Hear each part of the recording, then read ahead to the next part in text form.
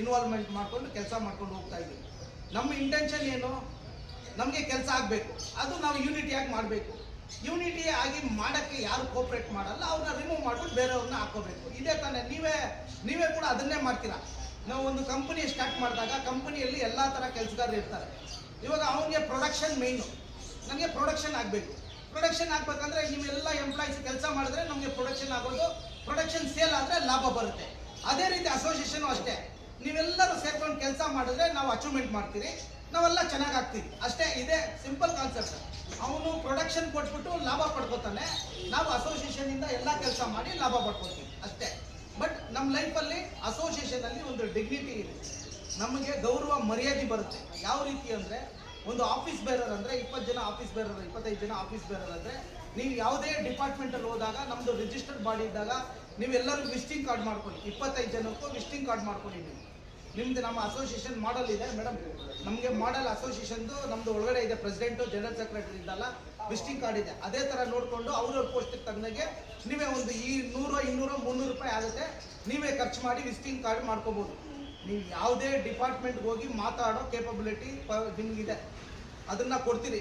ನಮ್ಮ ಅಸೋಸಿಯೇಷನ್ ಯಾವುದೇ illegal ಆ್ಯಕ್ಟಿವಿಟೀಸ್ಗೆ cooperate ಮಾಡಲ್ಲ. ಲೀಗಲ್ ಆಗಿ ನೀವು ಬಸ್ಸಲ್ಲಿ ಏನೋ ತೊಂದರೆ ಆಯಿತು, ಇಲ್ಲ ಯಾವುದೋ ರೋಡಲ್ಲಿ ಏನೋ ಪ್ರಾಬ್ಲಮ್ ಆಯಿತು, ನೀವು ಅದನ್ನು ಫೇಸ್ ಮಾಡ್ಬೋದು. ಅದಕ್ಕೆ ಅಸೋಸಿಯೇಷನ್ ನಿಮ್ಮ ಜೊತೆ ಇರುತ್ತೆ. ಏನೋ ತೊಂದರೆ ಆದರೆ ಜನಗಳಿಗೆ, ಇವಾಗ ಸೊಸೈಟಿಗಾಗೆ ಅಸೋಸಿಯೇಷನ್ ಮಾಡೋದು. ಸೊಸೈಟಿಯಲ್ಲಿ ನೀವು ಕ್ಲೀನ್ ಮಾಡೋಕ್ಕೆ ಸೊಸೈಟಿಗೆ ಬಂದ್ಬಿಟ್ಟು ನೀವು ಸೊಸೈಟಿಗೆ ಹೆಲ್ಪ್ ಮಾಡಿಲ್ಲ ಅಂದರೆ ಏನು ಯೂಸ್ಫುಲ್ಲೇ ಇಲ್ಲ ಅಸೋಸಿಯೇಷನ್ ಇಟ್ಕೊಂಡು. ಇವಾಗ ಅಸೋಸಿಯೇಷನಲ್ಲಿ 170 ಜನ ಇದ್ದಾರೆ, ಅವರೆಲ್ಲ ಮೆಂಬರ್ಸ್ ಆಗಿದ್ದಾರೆ, ಅವರಲ್ಲಿ ಎಕ್ಸಿಕ್ಯೂಟಿವ್ ಮೆಂಬರ್ ಇದ್ದಾರೆ. ನಮ್ಮದು 3 ಗ್ರೂಪ್ ಇದೆ, ವಾಟ್ಸಪ್ ಗ್ರೂಪ್. ನಾವು ಆ ಅಸೋಸಿಯೇಷನ್ ಗ್ರೂಪಲ್ಲಿ ಎಲ್ಲರನ್ನೂ ಮಾನಿಟ್ರಿಂಗ್ ಮಾಡ್ತಾನೇ ಇದ್ದೀವಿ.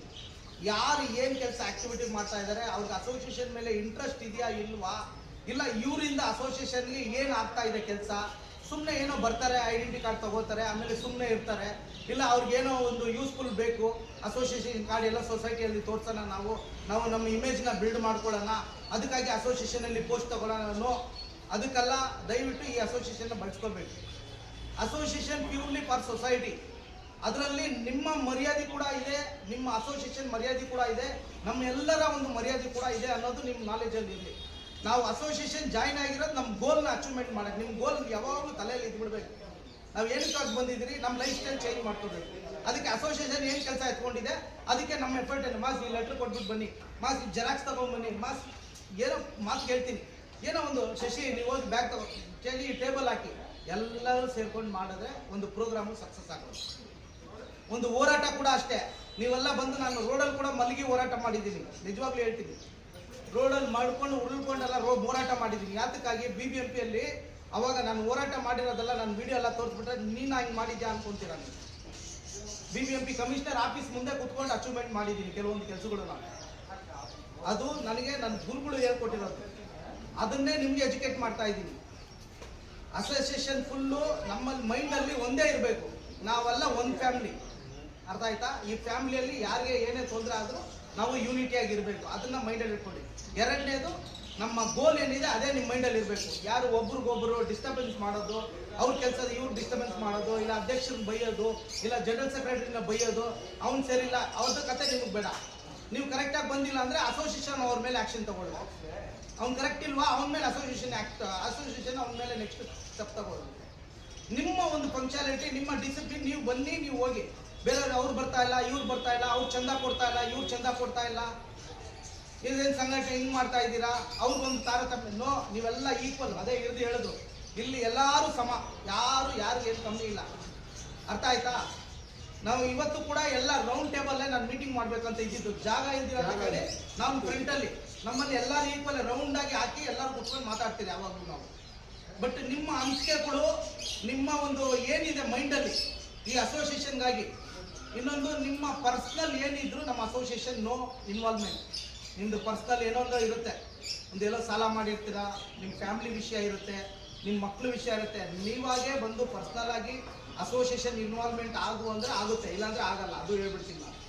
ಅರ್ಥ ಆಯ್ತಾ ಸರ್? ನನಗೆ ತೊಂದರೆ, ನನ್ನ ಫ್ಯಾಮಿಲಿಯಲ್ಲಿ ಅಸೋಸಿಯೇಷನ್ ನೀವೇ ಬಂದು ರಿಕ್ವೆಸ್ಟ್ ಮಾಡಿಕೊಂಡು ನಮ್ಮ ಹತ್ರ ಮಾತಾಡಿದ್ರೆ ಅದರಲ್ಲಿ ಇಲ್ಲ, ಹಂಗೂ ಇಲ್ಲ, ನೀವು ಇಲ್ಲ ಸರ್ ನನಗೆ ಈ ಕೆಲಸಕ್ಕೆ ನಿಮಗೂ ಅಸೋಸಿಯೇಷನ್ ಬರಬೇಡಿ, ನಿಮಗೂ ಏನು ಸಂಬಂಧ ಇಲ್ಲ. ಬಟ್ ಅಸೋಸಿಯೇಷನ್ ಹೆಸರು ಇಟ್ಕೊಂಡು ಅಸೋಸಿಯೇಷನ್ ID ಕಾರ್ಡ್ ಇಟ್ಕೊಂಡ್ರೆ they will association take the action ನಿಮ್ಮ ಮೇಲೆ. ಅವತ್ತೇ ನಿಮ್ಮನ್ನ ಡಿಸ್ಮಿಸ್ ಮಾಡೋಕ್ಕೆ, ಅಸೋಸಿಯೇಷನ್ ತೆಗೆದಾಕಕ್ಕೆ ಎಲ್ಲ ರೈಟ್ಸ್ ನಮಗಿದೆ. ಅರ್ಥ ಮಾಡ್ಕೊಳ್ಳಿ. ನಮ್ಮ ಬೈಲ ಕೂಡ ಅದೇ ಹೇಳುತ್ತೆ, ಇಲ್ಲೀಗಲ್ ಆಗಿ ನೀವು ನಡ್ಕೊಂಡ್ರೆ ನಮಗೆ ಅಸೋಸಿಯೇಷನ್ ಎತ್ತಕ್ಕೆ ರೈಟ್ಸ್ ಇದೆ.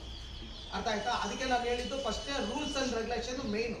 ಯಾವುದೇ ಒಂದು ಕಂಪನಿ ಆಗಲಿ ಅಸೋಸಿಯೇಷನ್ ಆಗಲಿ ರೂಲ್ಸ್ ಆ್ಯಂಡ್ ರೆಗ್ಯುಲೇಷನ್ ಕರೆಕ್ಟಾಗಿ ಫಾಲೋ ಮಾಡ್ತಾರೆ. ಅರ್ಥ ಆಯ್ತಾ? ಅದಕ್ಕೆ ಆ ಕಂಪನಿ ಯಾವುದೇ ರೀಚ್ ಸಕ್ಸಸ್ ಆಗೋದು. ಯಾವುದೋ ಒಂದು ತಗೊಂಡ್ರೆ ಕಾರ್ ಕಂಪನಿ, ಮಾರುತಿ ಕಂಪನಿ, ಯಾವುದಾದ್ರು ತಗೊಳ್ಳಿ, ಅಲ್ಲಿರೋ ಎಂಪ್ಲಾಯೀಸ್ ಎಲ್ಲ ಅವರು ಯಾವ್ದು ಅವ್ರು ಕೆಲಸ ಕೊಟ್ಟಿದ್ದಾರೆ ಅವ್ರು ಅದು ಮಾಡ್ಕೊಂಡು ಹೋಗ್ತಾರೆ. ಅರ್ಥ ಆಯ್ತಾ?